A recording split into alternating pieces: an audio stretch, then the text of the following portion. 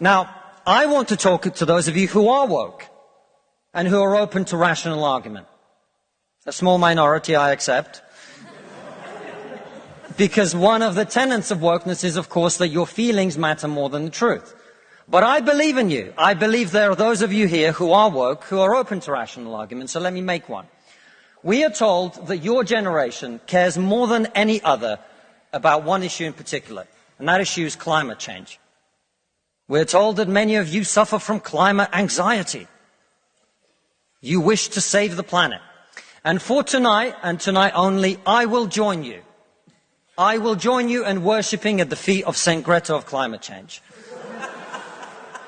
Let us all accept right here, right now, that we are living through a climate emergency and our stocks of polar bears are running extremely low.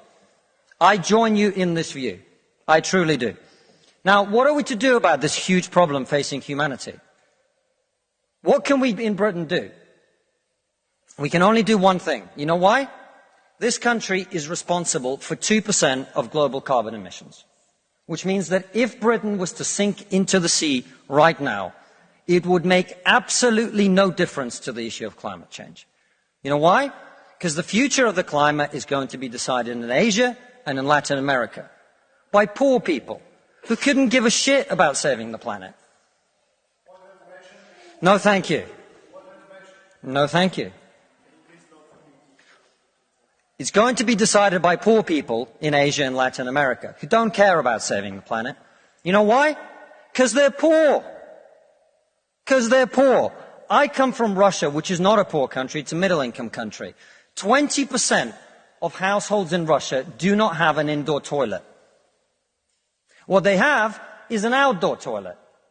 And I don't mean one of those nice portaloos that we get here. I don't even mean a Glastonbury portaloo. I mean a wooden shack with a hole in the ground that holds a collected fermented memory of the last 10,000 visits. How many of you are going to go home tonight and say, let's rip out our bathroom and erect a Siberian shithouse in the back garden? And if you're not, why should they? 120 million people in China do not have enough food.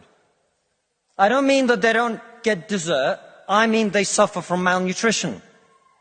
That means that their immune system is breaking down because they don't have enough food. You're not going to get them to stay poor.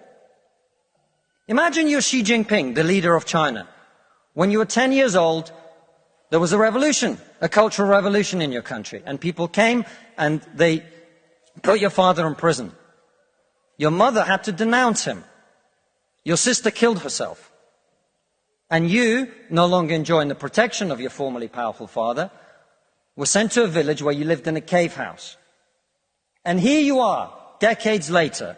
You have clawed your way up the bloody and greasy pole of Chinese politics to be the undisputed supreme leader of the very Communist Party that destroyed your family.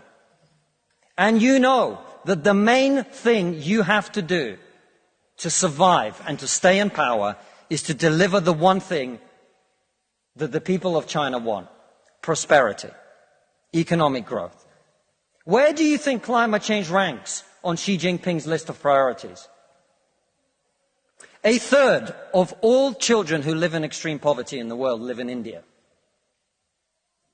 That means they are starving and dying of preventable disease. Now, about 15 months ago, my wife got pregnant. Not me, because we're old school.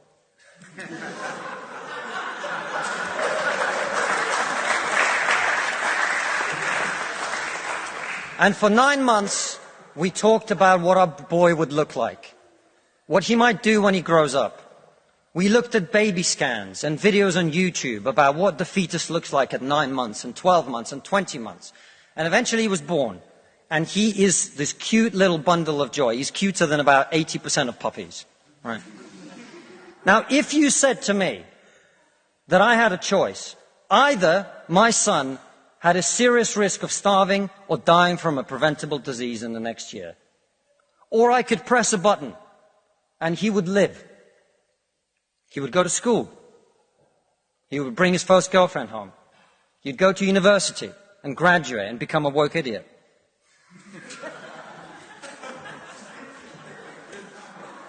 And then he'd get a job and get married and have children and become a man.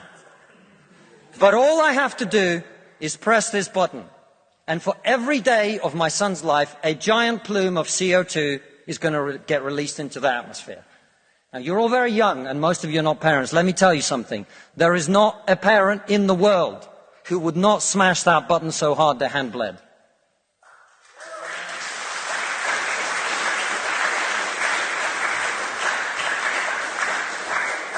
You are not going to get these people to stay poor. You're not even going to get them to not want to be richer. And so, I put it to you, ladies and gentlemen, there is only one thing we can do in this country to stop climate change. And that is to make scientific and technological breakthroughs that will create the clean energy that is not only clean, but also cheap. And no, thank you. And I want everyone to get home on time today, which is not going to happen. And the only thing that wokeness has to offer in exchange is to brainwash bright young minds like you to believe that you are victims, to believe that you have no agency, to believe that what you must do to improve the world is to complain, is to protest, is to throw soup on paintings. And we on this side of the House are not on this side of the House because we do not wish to improve the world. We sit on this side of the House because we know that the way to improve the world is to work, is to create, it is to build. And the problem with woke culture is that it's trained too many young minds like yours to forget about that. Thank you very much.